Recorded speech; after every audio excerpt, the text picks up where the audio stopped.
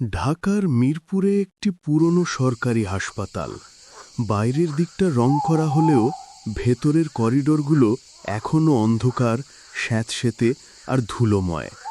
রাতের শিফটের নার্সরা বলে হাসপাতালের সব বেড ঠিকঠাক, কিন্তু ৩১৬ নম্বর বেড কেউ রাখতে চায় না, কারণ ওটার সাথে জড়িয়ে আছে এক অসমাপ্ত গল্প আর এক ভয়ঙ্কর রাতের ছায়া। ডাক্তার রিদোয়ান, তার ইন্টার্নশিপ চলছে।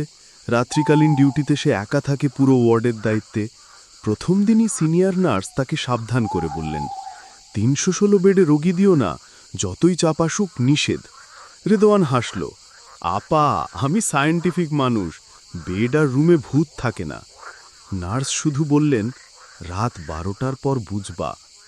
সেই রাতে হঠাৎ জরুরি বিভাগ থেকে খবর এলো, এক সড়ক দুর্ঘটনার রোগী আনা হয়েছে, বেড খালি নেই।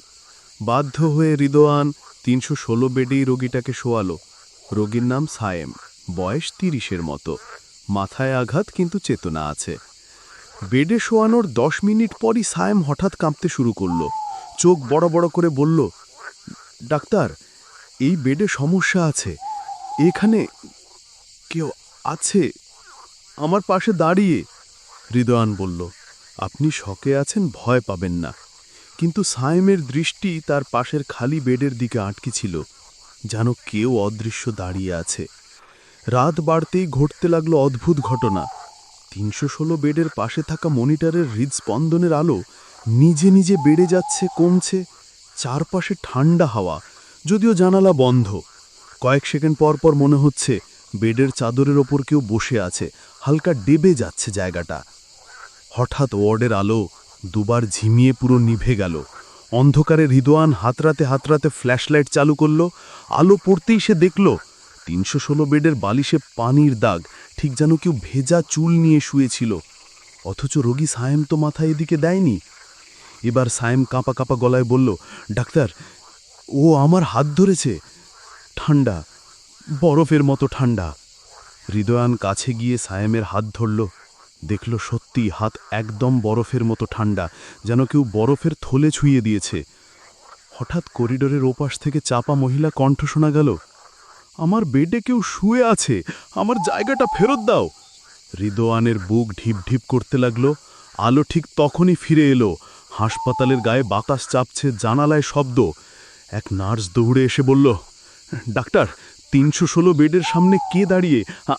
আমি দূর থেকে দেখলাম এক মহিলা চুল ঢেকে দাঁড়িয়ে আছে। রিদোয়ান ছুটে গিয়ে দেখল কোনো মহিলা নেই, কিন্তু বেডের চাদরে স্পষ্ট ভেজা পদচিহ্ন, ঠিক যেন কেউ বেড থেকে নামলো মাত্র। সেই মুহূর্তে সায়েম চিৎকার করে উঠল, ও আমাকে টানছে, ডাক্তার বাঁচান। রিদোয়ান আর নার্স মিলে রোগীকে দ্রুত অন্য বেডে সরালো। সরানোর পরই ৩১৬ বেডের মনিটর নিজে নিজে অনবরত বিপ দিতে থাকল, যেন অদৃশ্য একজনের হৃদস্পন্দন ধরা পড়ছে সেখানে। ভয়ে নার্স গলা নিচু করে বললেন, ডাক্তার, জানেন এই বেডে ৩ বছর আগে কি হয়েছিল? তিনি বললেন, এক তরুণী ডুবে গিয়ে মারা গিয়েছিল। তার চিকিৎসা চলছিল ৩১৬ বেডেই, কিন্তু ঝড়ের রাতে মনিটর বন্ধ হয়ে যায়, ডাক্তাররা বাঁচাতে পারেনি। তারপর থেকে রাত হলে নাকি সে তার বেড খুঁজতে আসে। রিদোয়ান চুপ হয়ে গেল।